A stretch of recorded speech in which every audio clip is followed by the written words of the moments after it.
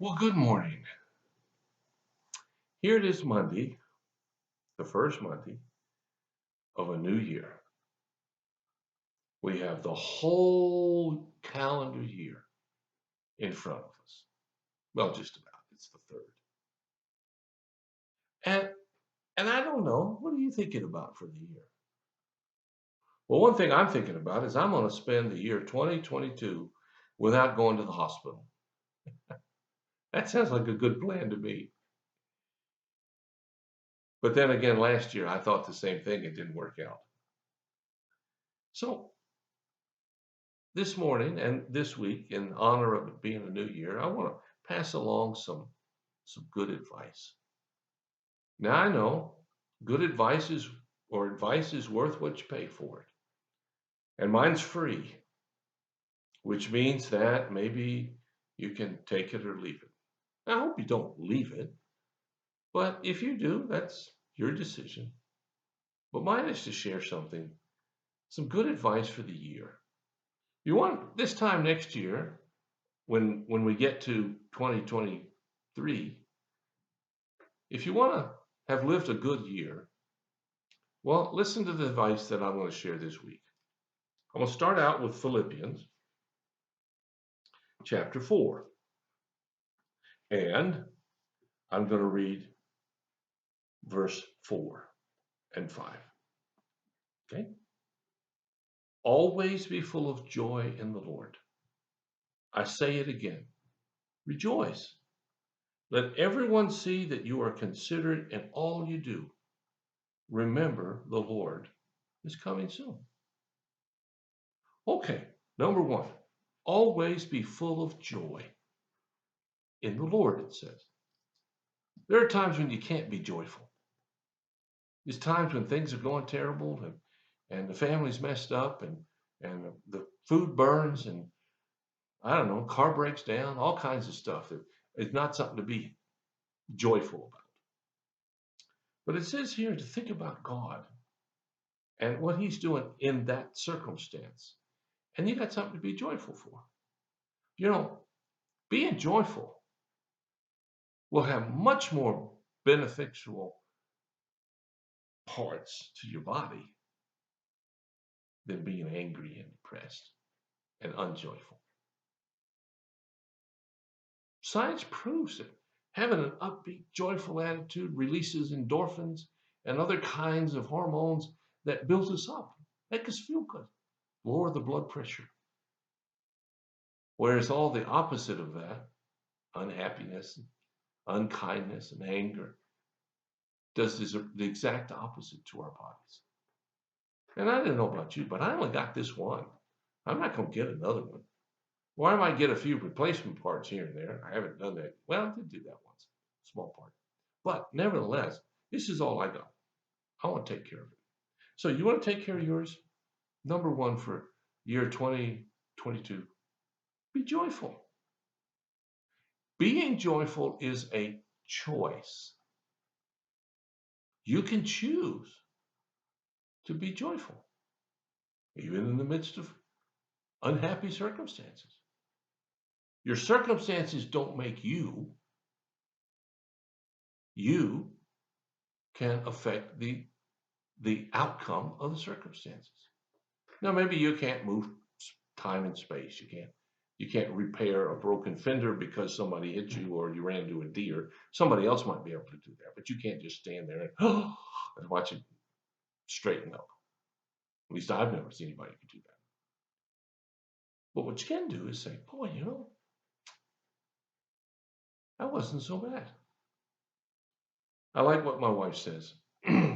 I give her a lot of credit because, well, she's a special gal and she deserves it. But at the end of this last year, we've both gone through a whole bunch of stuff. Some of you know about that. One day she said, John, we're really blessed. She said, I could be blind and you could be dead. And neither one of those happened. So we have a lot to be thankful for. See, joy in seeing God at work just sort of rises up out of the well of who you are, lets you see some different things. Well, this goes on to say, let everyone see that you are considerate in all that you do. Thinking about others is not a bad plan. Well, I know all the narcissists out there think it's stupid. And believe me, I have experience with some narcissists, and they think it's stupid. But it isn't. In fact, thinking about others is really good for your health too, because it helps you not think about your problems. And wherever you are, there's always somebody who's worse. And whatever's happening to you, there always is something else that could go wrong. You see, being considerate means that I put my interest after someone else's. Now, don't misunderstand me. I'm not saying be a doormat. I'm not saying let other people manipulate you.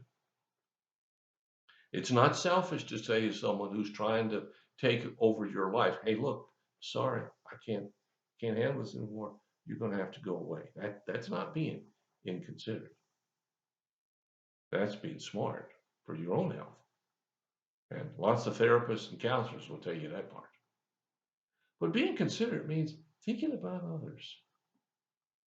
What's the first, not the first thought, but what direction do you go in seeing something? Do you think, boy, glad I'm not like that? Or do you think something else? I had a good friend years ago, he's passed away. And someone we knew, their child had done something really, really awful. And he said to me one time, he says, you know, John,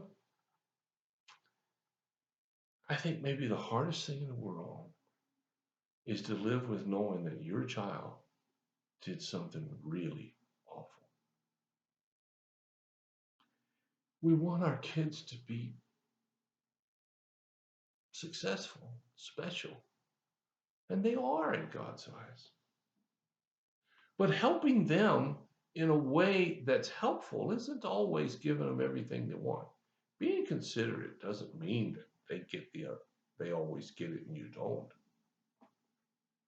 Being considerate can be very small things like opening the door for somebody. Seeing an old person who's struggling, getting out of the car, go help them up. I love this commercial on the television. I forget what they're selling. It doesn't matter. But this Asian lady has left somewhere, and this guy comes running up and says, "Excuse me, ma'am," and she kind of bristles, and he says, "You dropped your wallet," so he gives it to her, and then he shows several scenes where he's carrying something for her, and then it ends with he puts her on a bus, and she hollers back, says, "Here, this is for you," and she gives him a pair of gloves and a hat and says, "I don't want you to be cold." That's being considerate. And there are thousands of ways you and I can do the same thing. So you want to start your year out right? Do these two things. Be joyful and be considerate of others. What do you think about that? I got some more ideas for tomorrow. So you come back, please, and we'll try it again. Now, if you have a prayer concern or a need, let us know. We'll do what we can as fast as we can to help meet those needs. So thanks for listening. God bless you. I'll talk to you tomorrow.